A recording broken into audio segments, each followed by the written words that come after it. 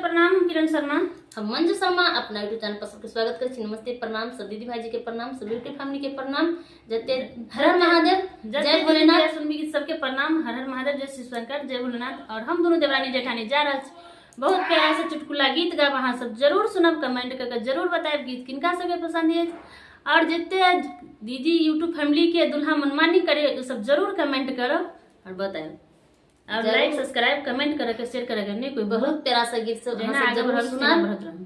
बहुत प्यारा सा गीत सब अहाँ सब जरूर सुनम और जरूर कमेंट बॉक्स में बताएब गीत केहन लागल। बहुत मजेदार, दिलदार, धमाकेदार है गीत, अहाँ सब जरूर सुनब। नन्दी एगो झुमका बिन तरसाओलक तोहार भैया, नन्दी एगो झुमका बिन तरसाओलक तोहार भैया, कैसन मिलल बाटे हमारा गवार साइया,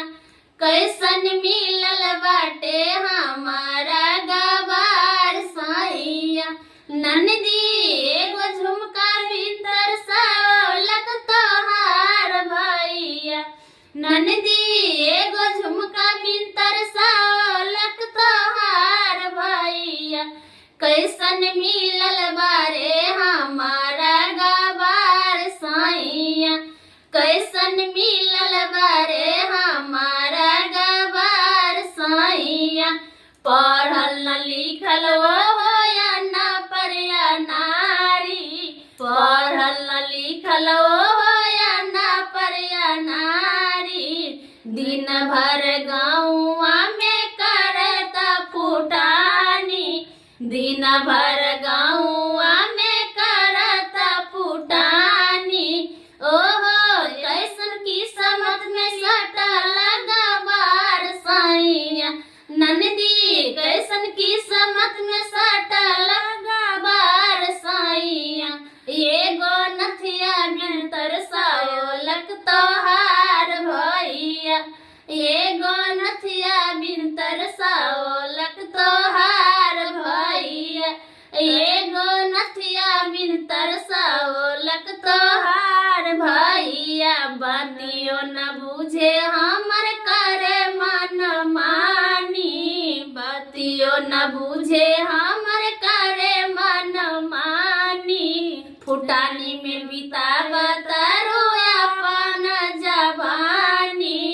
फुटानी में बितावे रोया अपन जवानी, एगो नथिया बिन तरसाओलक तोहार भैया, नन्दी एगो नथिया बिन तरसाओलक तोहार भैया, कैसन मिलल बारे हमारा गवार साइया, कैसन मिलल बाटे हमारा गवार साइया, कैसन मिलल बाटे हमारा गवार साइया, नन्दी एगो सिकरी ला तरसाओलक तोहार भैया, नन्दी एगो लॉकेट लाग तरसाओलक तोहार भैया, कैसन मिलल बारे हमारा गवार साइया, कैसन मिलल बाटे हमारा गवार साइया,